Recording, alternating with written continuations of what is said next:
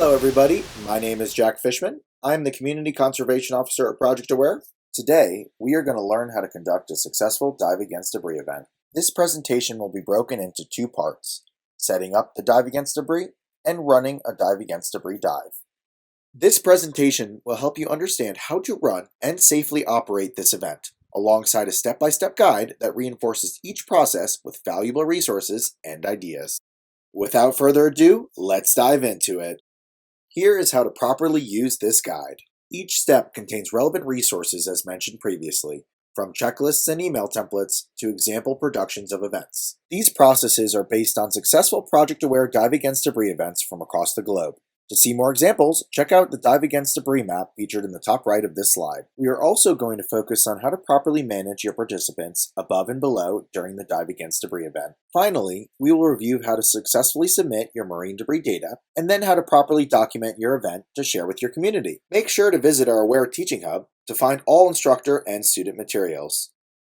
Let's begin by reviewing each step for a successful day of diving against debris. First up, let's identify the right dive site. Where should you clean up? Determine the resources and capacity your dive center or community should consider in terms of access to the site. Safety should play an important role in the planning process if you're considering local participants. Make sure to account for any marine protected areas and hazardous conditions regarding access. We will review proper permits and permissions in Step 3. Don't forget, every dive can be a survey dive.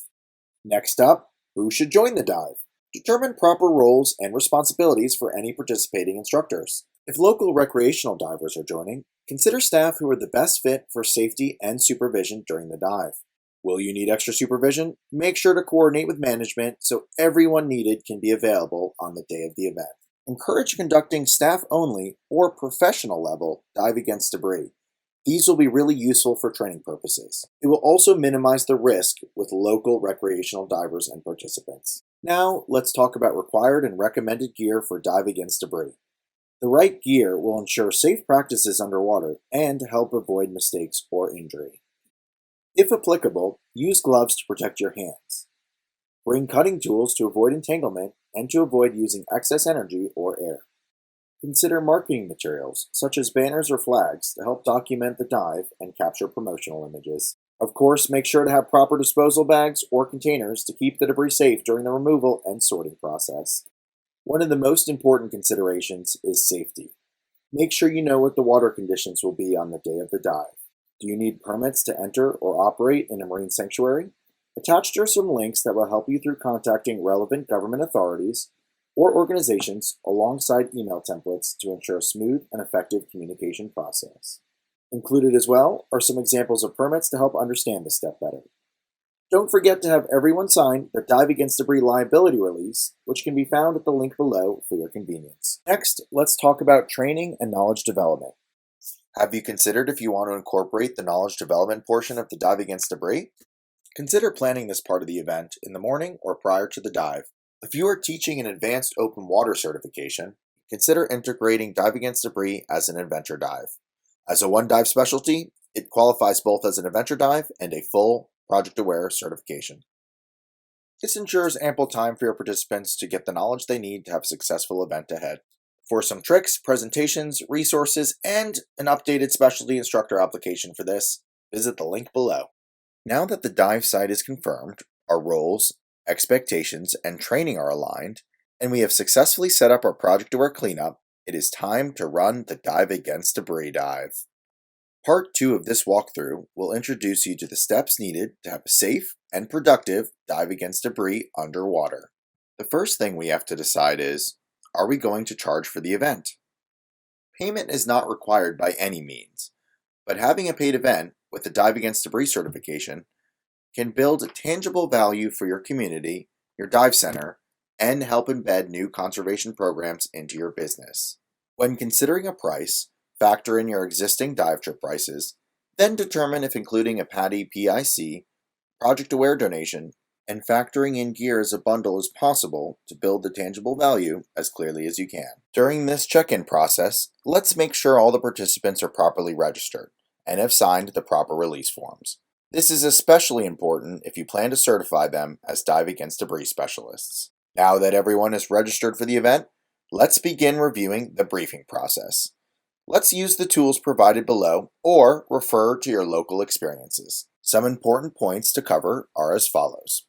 First off, we want to welcome everyone and thank them for coming. Second, we must reiterate local diving guidelines and discuss all conditions past and present. Make sure to address proper buddy etiquette, especially if buddies are separated, and what to do in that scenario. Next, explain task loading, as in taking on other responsibilities rather than just simply enjoying the scenery while underwater. Make sure to also clearly address air consumption and identify the dive leaders as needed.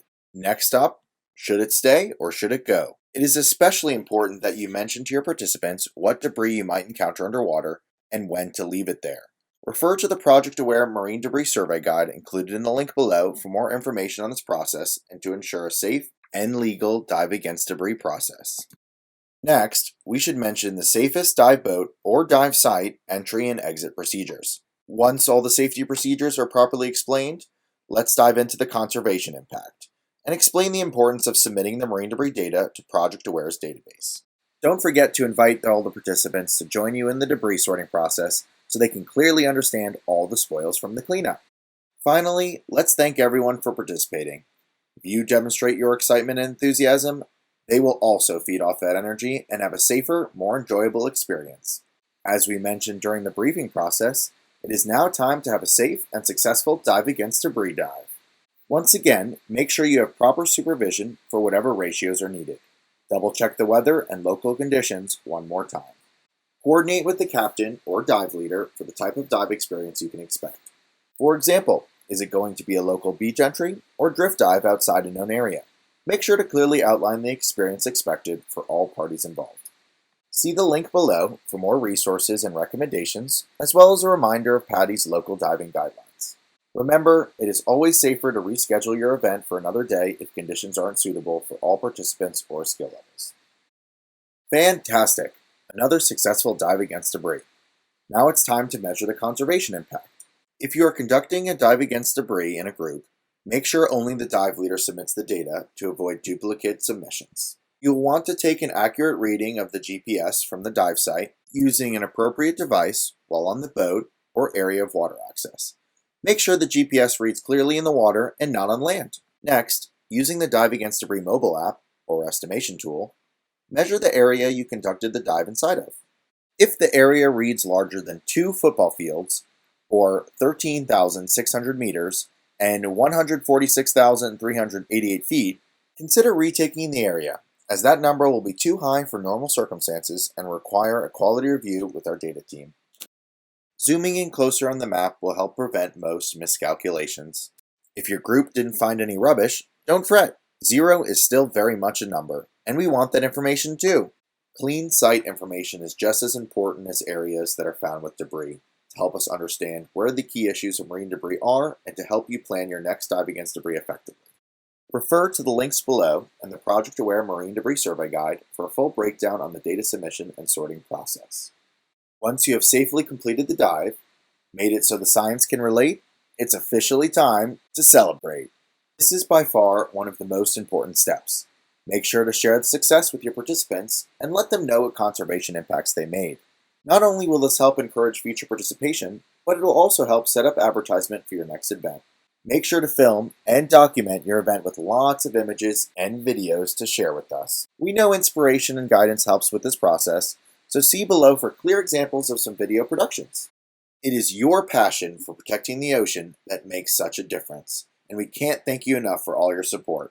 Hold up those flags and rubbish in unity and help us share the success with our dive community. We hope you enjoyed this guide and the resources included to make some substantial waves in your community.